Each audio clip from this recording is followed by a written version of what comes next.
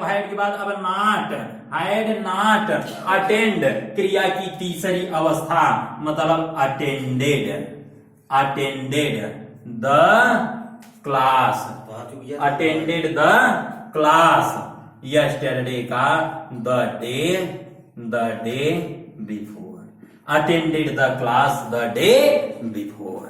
कभी कभी हम इस प्रकार की टेंस जब पाते हैं, जैसे मैंने दे दिया the old women, the old man said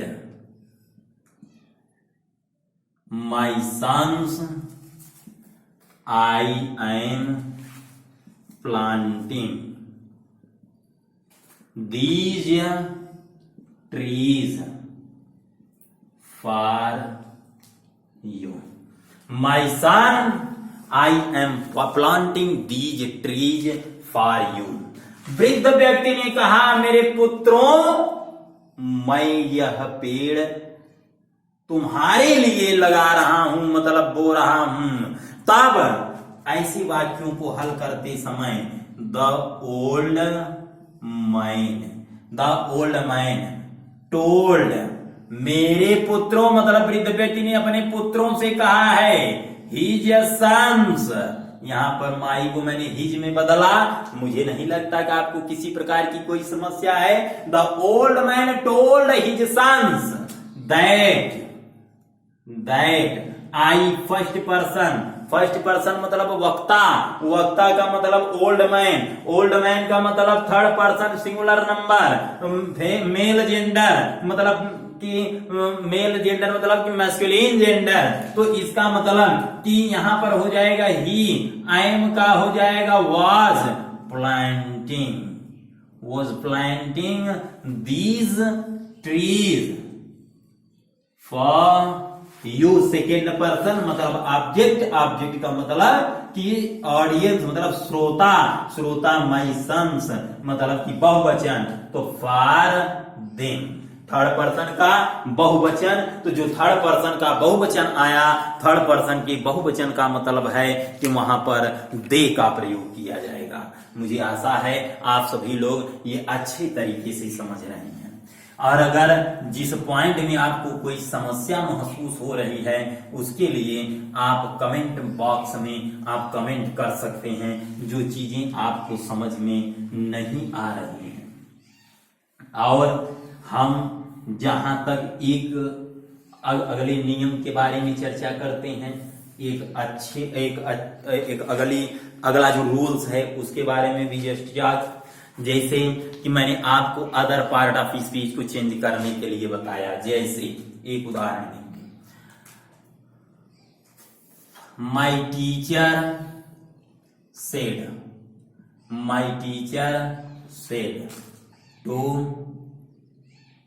my brother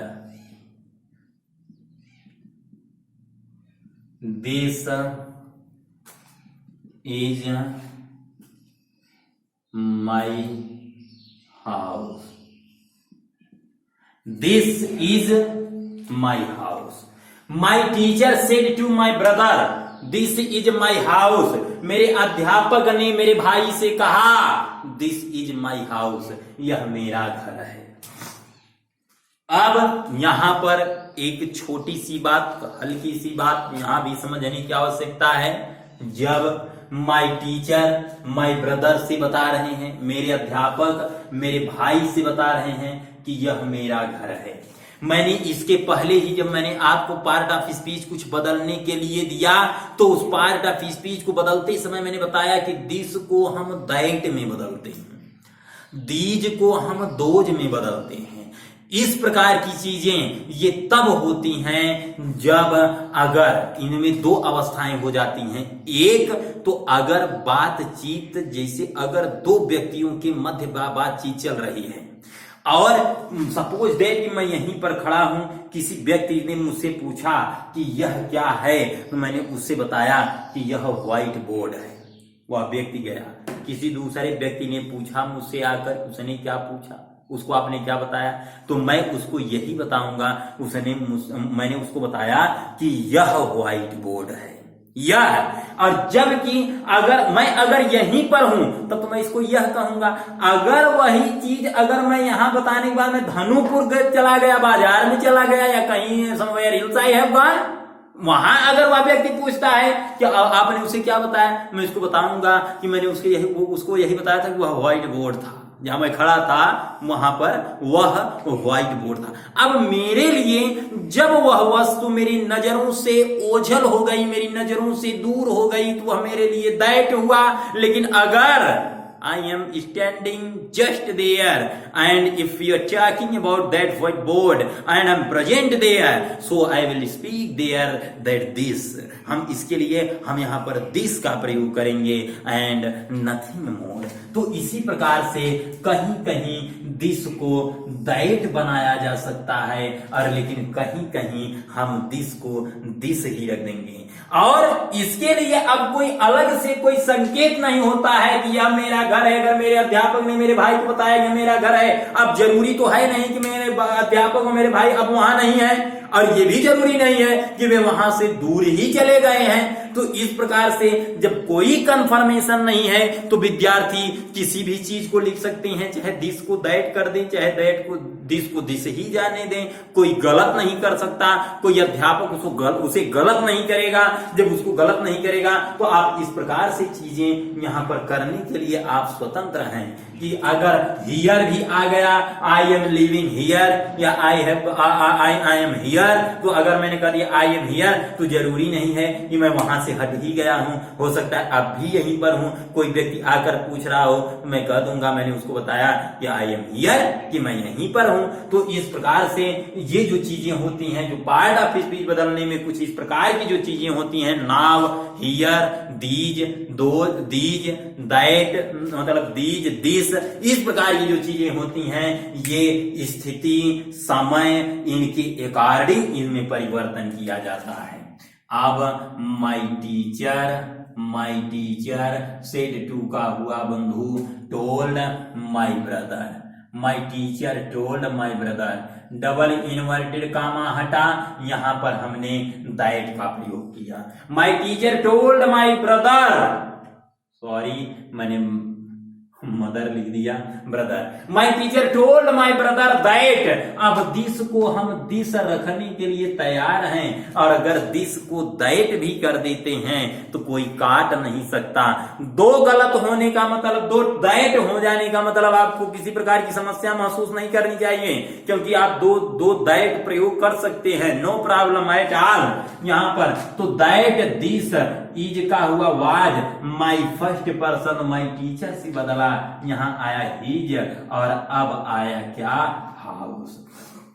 my teacher told my brother that this was his house. इस प्रकार की भी चीजें आपको मिल सकती हैं, ऐसी चीजें आपको मिल सकती हैं। अगर इस प्रकार की चीजें आपको मिलती हैं, आपको इसे समझने की आवश्यकता है, अधिक उदाहरण हल करने की आवश्यकता है। उदाहरण हल करने के लिए आपके पास कोई न कोई बुक होने की आवश्यकता है। जब आपके पास बुक होगा तो आप चीजों को हल कर लेंगे, और हल करेंगे, प्रैक्टिस में लगातार बने रहेंगे, तो इस प्रकार की चीजें आप लोगों के लिए एकदम आम हो जाएंगी, और आप हमेशा उसको हल करते समय बिल्कुल झिझक महसूस नहीं करेंगे।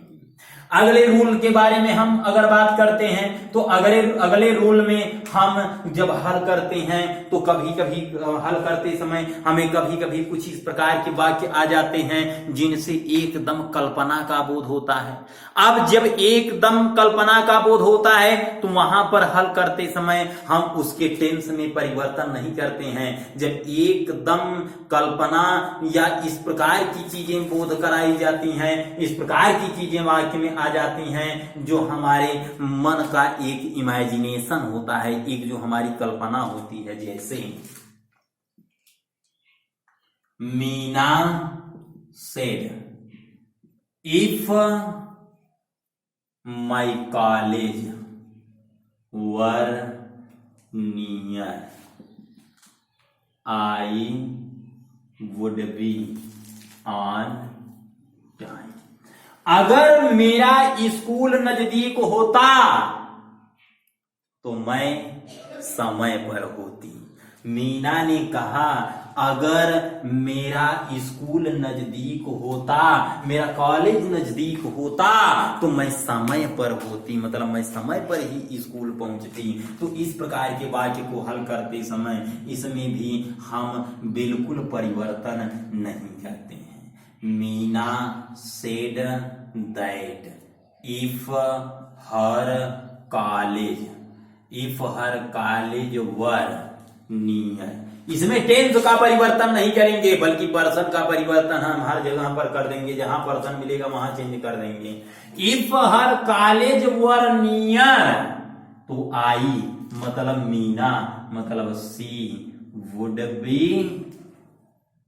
On time, she would be on time. कभी कभी कुछ ऐसे वाक्य भी आ जाते हैं जो वाक्यों को हल करते समय हम उन्हीं को ऑब्जेक्ट बना देते हैं। इसमें इस प्रकार के वाक्य में जैसे होप, थैंक्स, अगर जैसे थैंक्स आ गया, होप आ गया, फील आ गया, फील जैसे my mother said I feel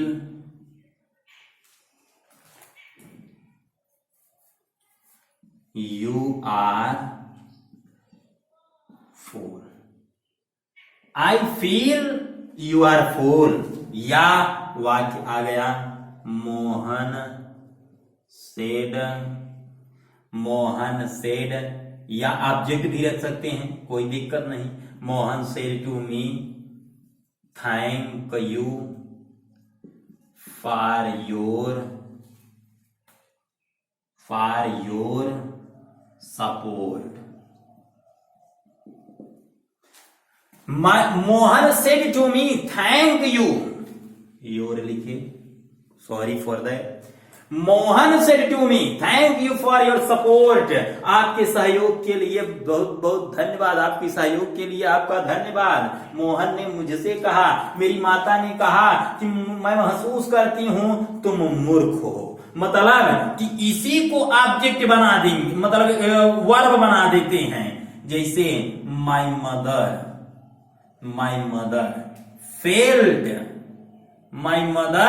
felt that you second person, ही मान सकते हैं, कोई दिक्कत नहीं, यू है यहाँ थर्ड पर्सन है, या आई भी मान सकते हैं, मतलब यहां पर हम मी मान लेंगे, मी मान सकते हैं या हिम मान सकते हैं, जो भी मान लेंगे यहां हमें प्रदर्शित कर देना है ऑब्जेक्ट न होने की स्थिति में। My mother felt that I was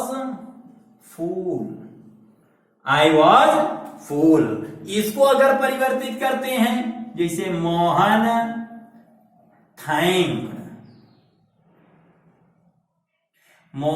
thanked me for my, your second person me से बदलेगा, माई फॉर माई सपोर्ट। तो इस प्रकार के जो वाक्य हैं, इन वाक्यों को आप लगातार हल करते रहिए, लाइक करते रहिए, कमेंट करिए, शेयर करिए। और अब आगे असर्टिव सेंटेंस में कुछ जो एक दो रूल्स कुछ बचे हुए हैं हम उनको देखेंगे, और फिर आशा करेंगे कि आप इस प्रकार के सेंटेंसेज हल करते रहेंगे। और फिर अगले वीडियो में हम जब मिलेंगे हम आपको कुछ वर्क के रूप में कुछ सेंटेंसेज देंगे जो आप खुद स्वयं हल करेंगे, और हल करके खुद को जांचेंगे, परखेंगे, और फिर से हम अगले वीडियो में मिलेंगे। आपका बहुत बहुत धन्यवाद हमसे जुड़ने के लिए। आप लगातार पढ़ते रहिए, आगे बढ़ते रहिए। नमस्कार।